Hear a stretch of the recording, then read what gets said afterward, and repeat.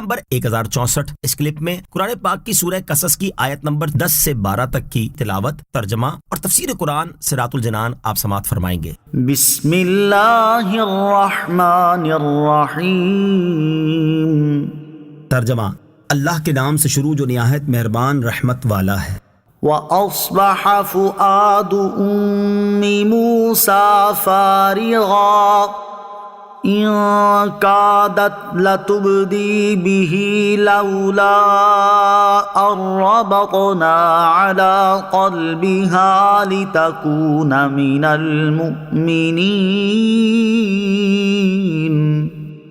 ترجمہ: اور صبح کے وقت موسیٰ کی ماں کا دل بے قرار ہو گیا، بے شک قریب تھا کہ وہ اسے ظاہر کر دیتی اگر ہم اس کے دل کو مضبوط نہ کرتے کہ وہ ہمارے وعدے پر یقین رکھنے والوں میں سے رہے۔ وَأَصْبَحَ فُؤَادُ أُمِّ مُوسَىٰ فَارِغًا، اور صبح کے وقت موسیٰ کی ماں کا دل بے قرار ہو گیا، یعنی جب حضرت موسیٰ علیہ السلام کی والدہ نے سنا کہ ان کے فرزند فرعون کے ہاتھ میں پہنچ گئے ہیں تو یہ سن کر آپ کا دل بے قرار ہو گیا، اور بے شک قریب تھا کہ وہ حضرت موسیٰ علیہ السلام کو ظاہر کر دیتی اور ممتا کی محبت کے جوش میں ہائے میرا بیٹا، ہائے میرا بیٹا پکار اٹھتی اگر ہم اس بات کا الہام کر کے اس کے دل کو مضبوط نہ کرتے کہ وہ ہمارے اس وعدے پر یقین رکھنے والوں میں سے رہے جو ہم کر چکے ہیں کہ تیرے اس فرزند کو تیری طرف پھیر لائیں گے، تو اس سے حضرت موسیٰ علیہ السلام کا راز ظاہر ہو جاتا۔ وَقَالَتْ لِأُخْتِهِ قُصِّيهِ فَبَصُرَتْ بِهِ عَن جُنُبٍ وَهُمْ لَا يَشْعُرُونَ۔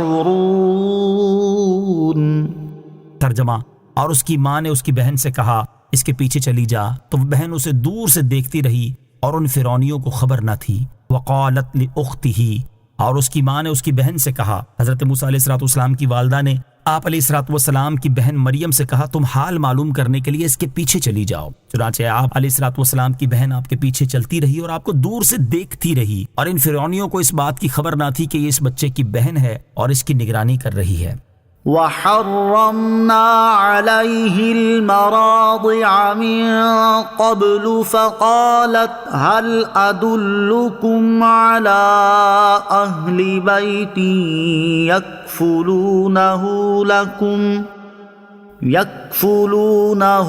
لَكُمْ وَهُمْ لَهُ نَاصِحُونَ۔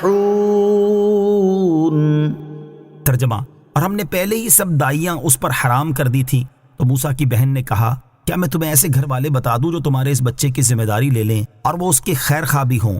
وَحَرَّمْنَا عَلَيْهِ الْمَرَاضِعَ مِن قَبْلُ، اور ہم نے پہلے ہی سب دائیاں اس پر حرام کر دی تھیں۔ ارشاد فرمایا کہ ہم نے پہلے ہی حضرت موسیٰ علیہ السلام کو منع کر دیا تھا کہ وہ اپنی والدہ کے علاوہ کسی اور کا دودھ نوش نہ فرمائیں۔ چنانچہ جس قدر دائیاں حاضر کی گئیں ان میں سے کسی کی چھاتی آپ علیہ السلام نے منہ میں نہ لی۔ اس سے ان لوگوں کو بہت فکر ہوئی کہ کہیں سے کوئی ایسی دائی میسر آئے جس کا دودھ آپ پی لیں۔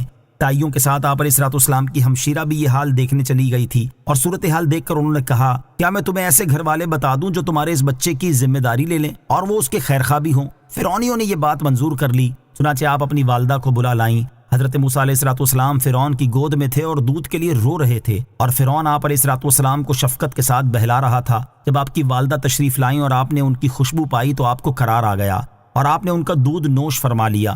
فرعون نے کہا تم اس بچے کی کیا لگتی ہو کہ اس نے تیرے سوا کسی کے دودھ کو منہ بھی نہ لگایا؟ انہوں نے کہا میں ایک عورت ہوں، پاک صاف رہتی ہوں، میرا دودھ خوشگوار ہے، جسم خوشبودار ہے، اس لیے جن بچوں کے مزاج میں نفاست ہوتی ہے وہ اور عورتوں کا دودھ نہیں لیتے ہیں جبکہ میرا دودھ پی لیتے ہیں۔ فرعون نے بچہ انہیں دیا اور دودھ پلانے پر انہیں مقرر کر کے فرزند کو اپنے گھر لے جانے کی اجازت دی۔ چنانچہ آپ حضرت موسیٰ علیہ السلام کو اپنے مکان پر لے آئیں اور اللہ تعالیٰ کا وعدہ پورا ہوا۔ اس وقت انہیں اطمینان کامل ہو گیا کہ یہ فرزند ارجمن ضرور نبی ہوں گے۔ اللہ تعالیٰ اس وعدے کا ذکر فرما